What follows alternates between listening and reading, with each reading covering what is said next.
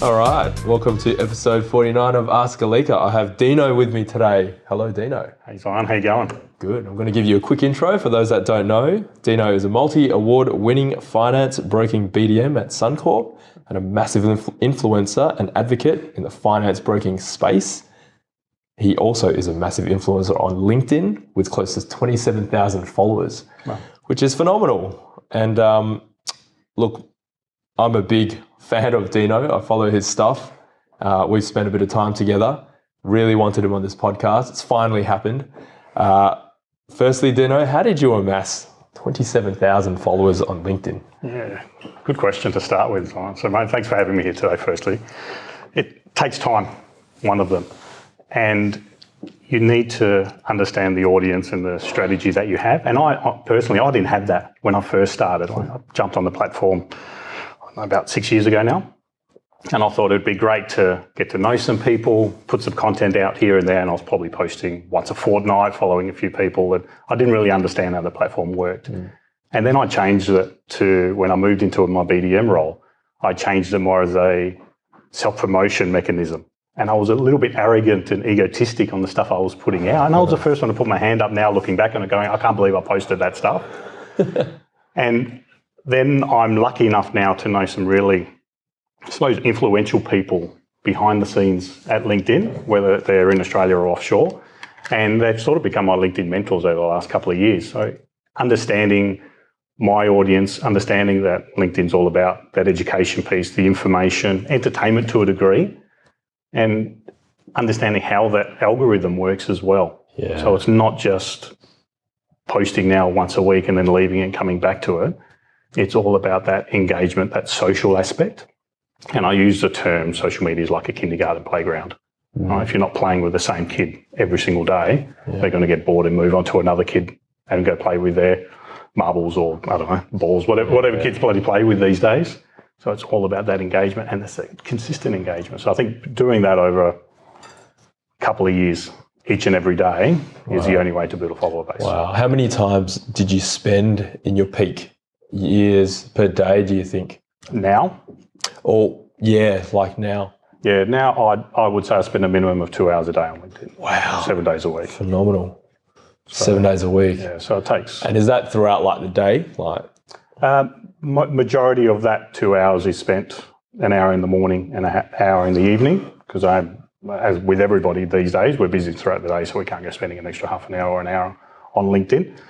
But having some block out times there. I mean, if I have 5 or 10 minutes throughout the day in between meetings, I'll quickly jump on and see if there's anything important that I need to refresh. Wow. Do you actually, and what's your strategy there? Like, do you scroll through and look at content that you like and then comment on it and like it? Is that what you do? Yeah, absolutely. If it's something if it's a regular user that I know about, like your stuff's on, if I see you singing on LinkedIn again, mate, I'm definitely going to like and comment on that one. So if they're people I know, absolutely, I'm willing to support them, because the further that I can help get their posts out, the more traction they're going to reach. So I think that's a bit of a duty I have for my followers, to support them because they support me. Yeah.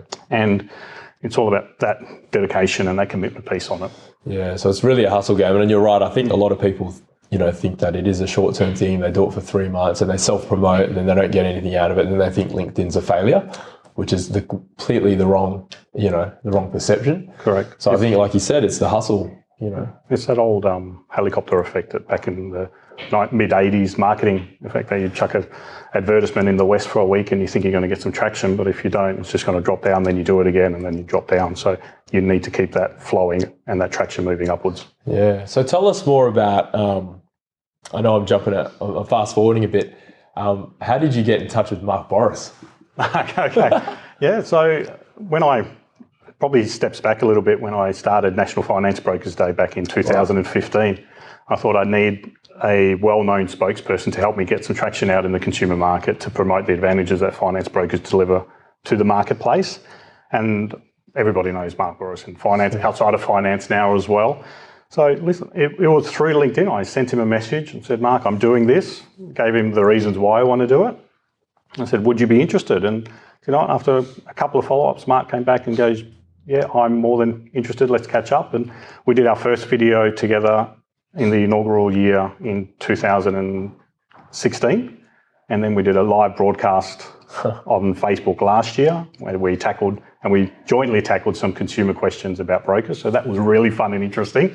And this year we're doing something as well, which we're going to announce in the next couple of weeks, where I'm glad to say Mark will be joining us again. Wow. So did you send him a direct message and then no reply, and then a couple of days later follow up, follow up?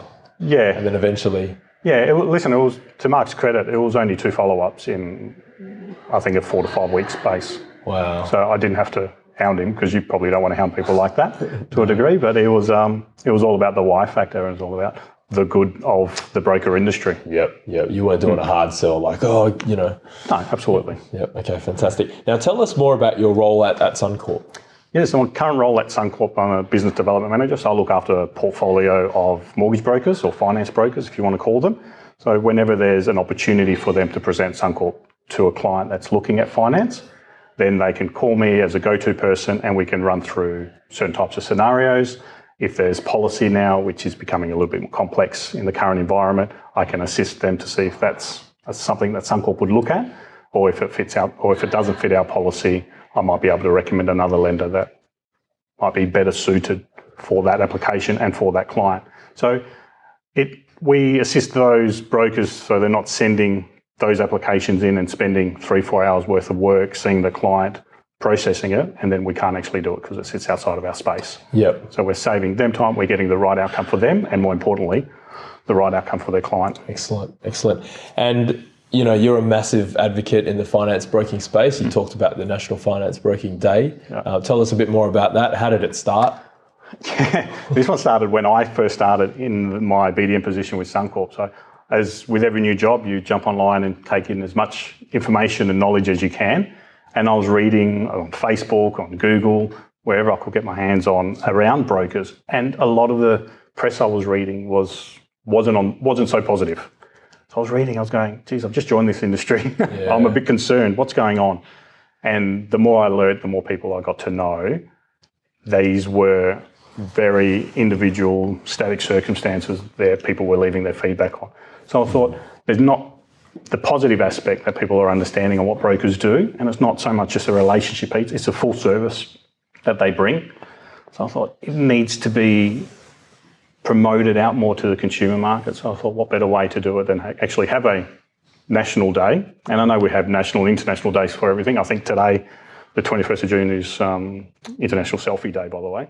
Oh. So, which I saw that this morning. That exists. So I understand it, but it's not just the one day, it's the build-up through the other 364 days of the year that we can promote brokers and what they do, and we do that heavily through the social media channel. Yeah, and you also have Ubervation, which you've had for about 10 months, 11 months. Yeah, correct. Tell us more about that. Yeah, Ubervation came up with, I started doing a quick, short, sharp videos on a Friday about what I learned, or something I learned throughout that week, and it evolved into more business tips, into more, I suppose, short, inspirational, motivational videos, and it was all about using, I suppose, the Uber terminology on bringing motivation, education and inspiration to you, hence the word Ubervation. It's a mixture of those two. And now bring out videos every Wednesday and bring out some short, sharp text posts throughout the week as well. So I'm glad Ubervation has its own Twitter account and LinkedIn page, and it's getting some good traction. Yeah, it is. Really interesting and, I suppose, helpful things that I'm trying to put out. And if I look at it that, if 5,000 people see it, if 2 people take something away from that, then that's a success for me. Yeah, fantastic. And just going back to your digital marketing strategies, because I know you're really good with this stuff. Do you find that being consistent with your content posts, like the every Wednesday for Ubervation, is that like an algorithm thing for LinkedIn? Do they really appreciate same time, same day kind of thing?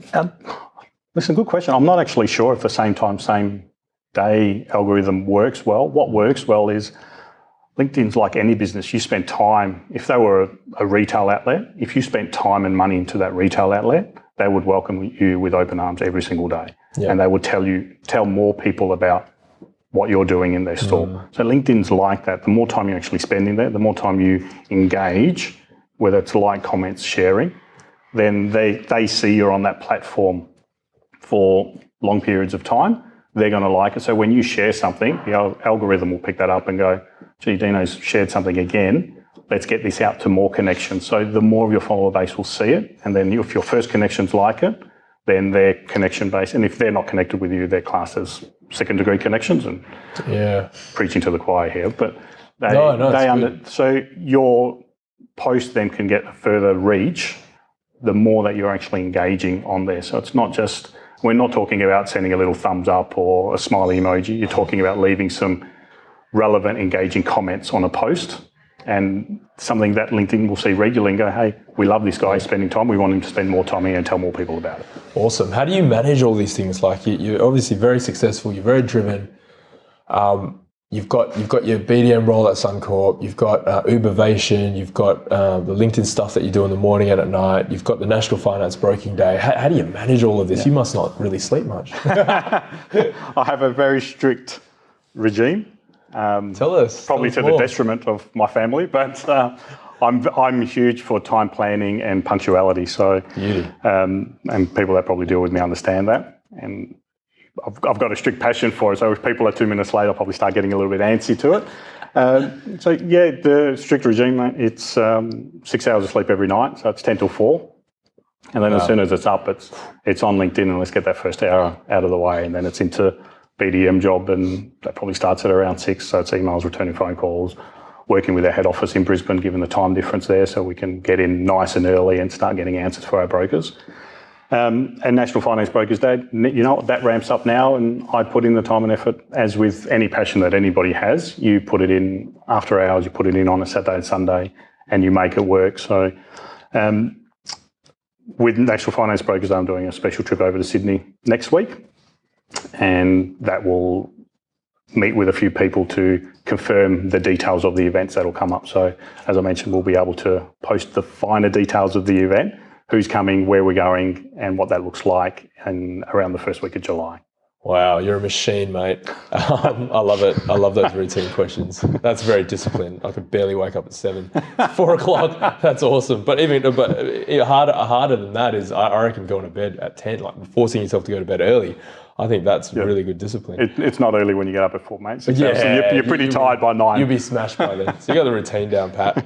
Now, what's your biggest failure, if you can share with us? Oh, geez, how long do we have? I'm going to go back for maybe about 12, 13 years. So I'm going to take you back a little bit.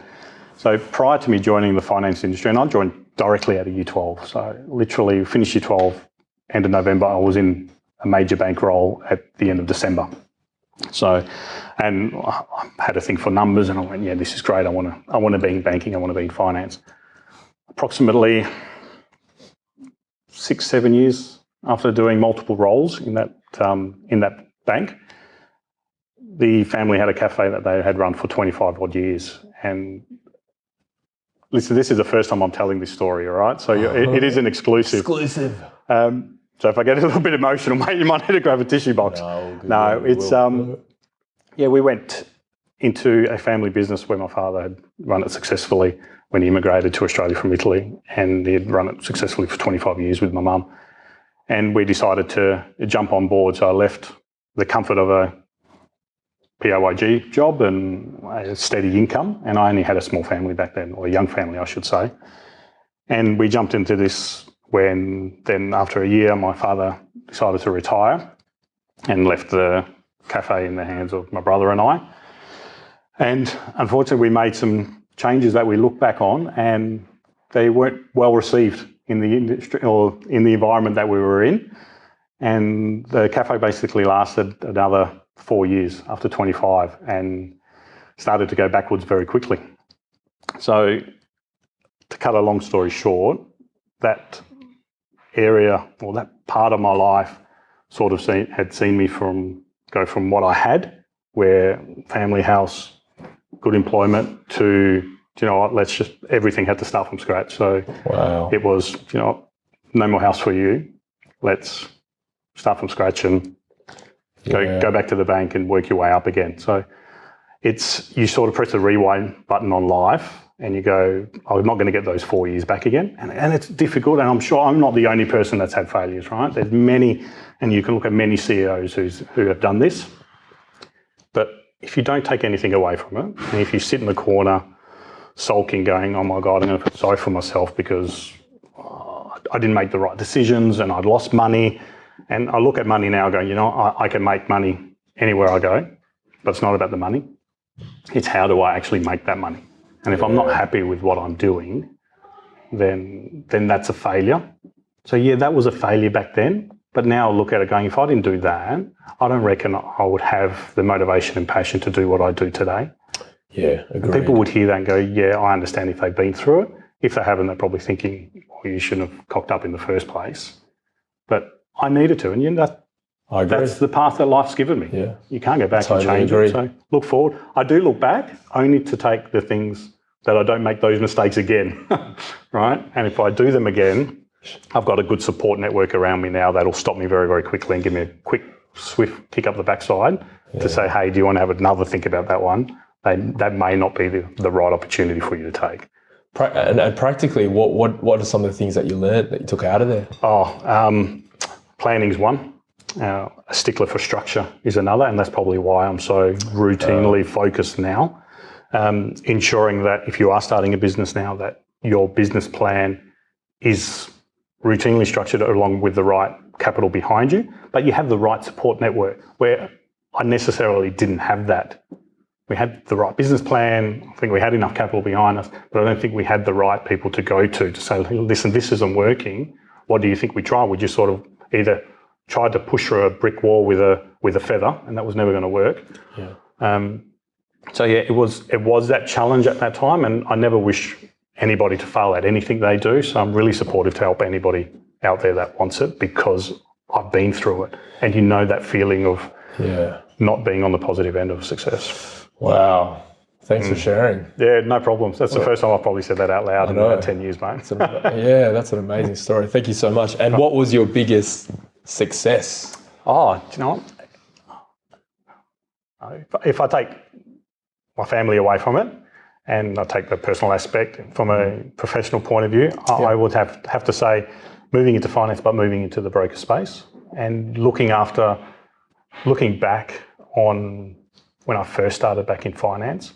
It was, again, my father sort of recommended this because he was good friends with an area manager back in the bank where I first started when I was 17 still.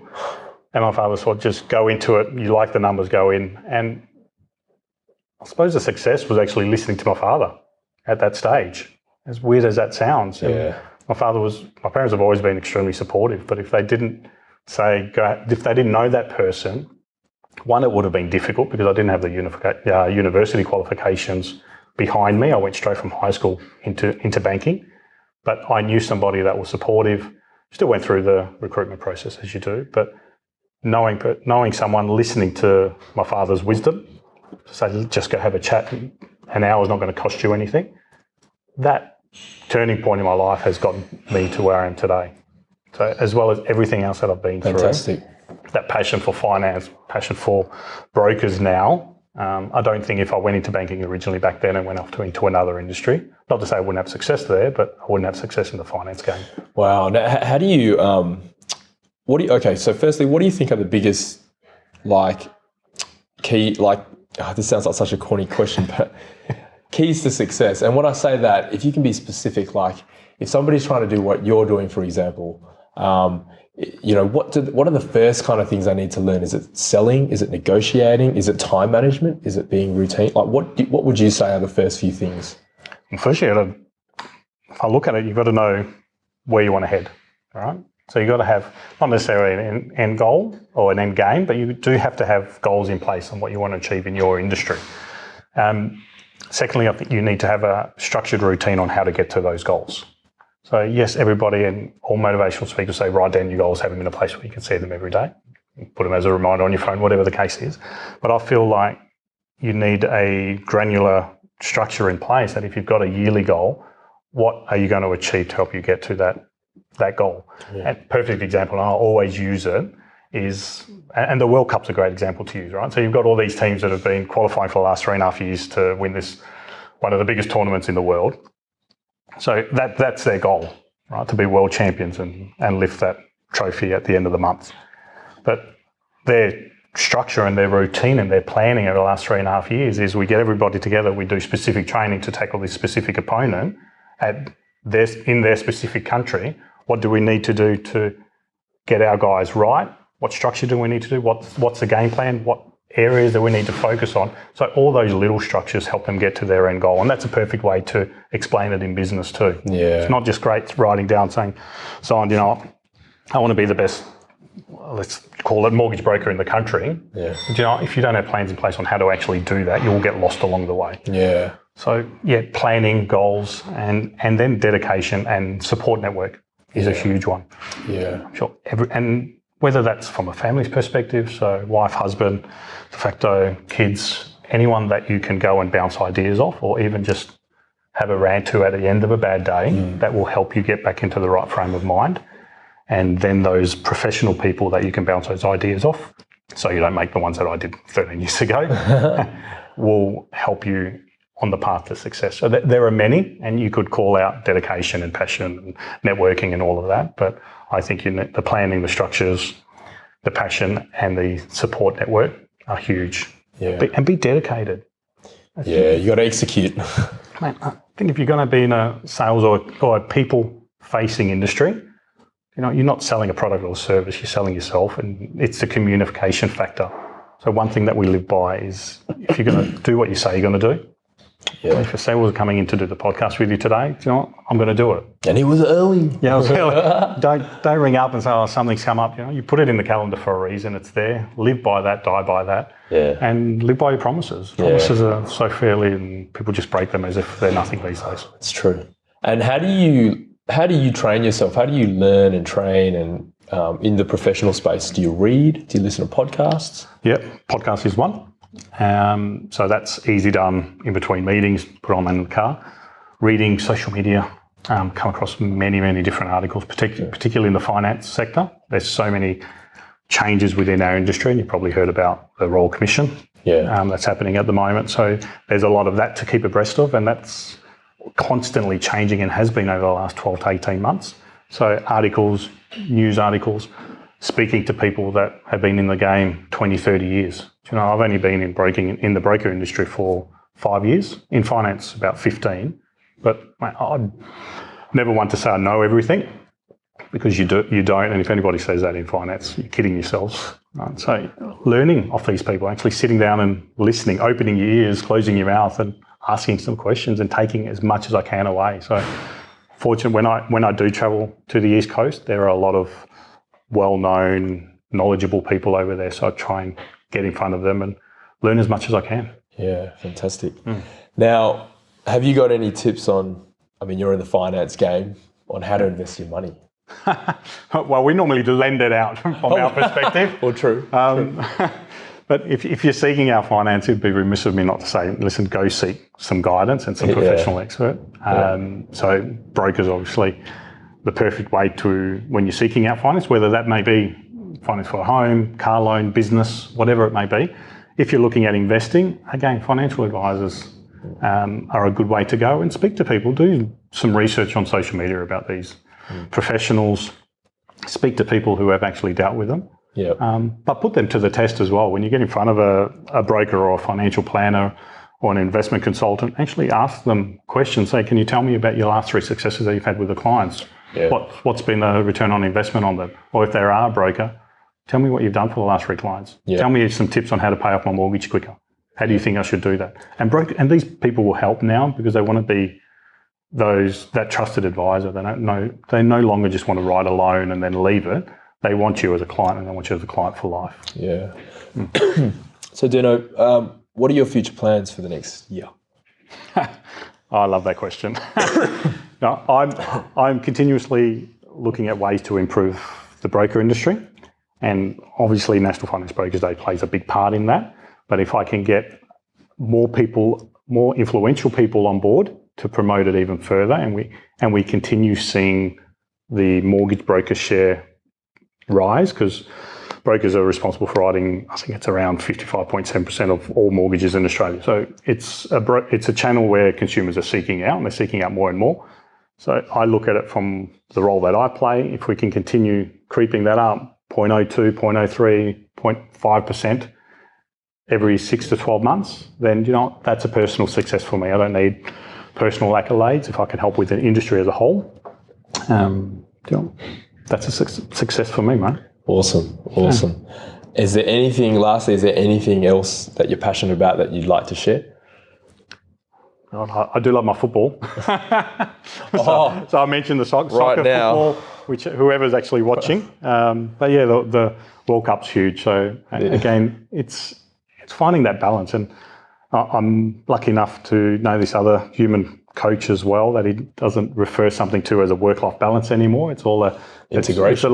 It's a human life balance. Yeah. It's everything. You're in touch. You're online 24/7. It's all muddled up together. Correct. And mate, you get it more than anything with your business. Oh, it's crazy. No longer I can switch off at 5 o'clock and I'll pick it back up at 9. No, it doesn't work. There's no such thing. So I think making sure that you're rewarding yourself for your little wins, or whether that is, whether I sit down and watch Australia play for an hour and a half, and then just switch everything off and enjoy that time with my father, who loves sitting down with it. And we did that on the last game. And it's those little things that you need to integrate. But finding that balance is challenging for people.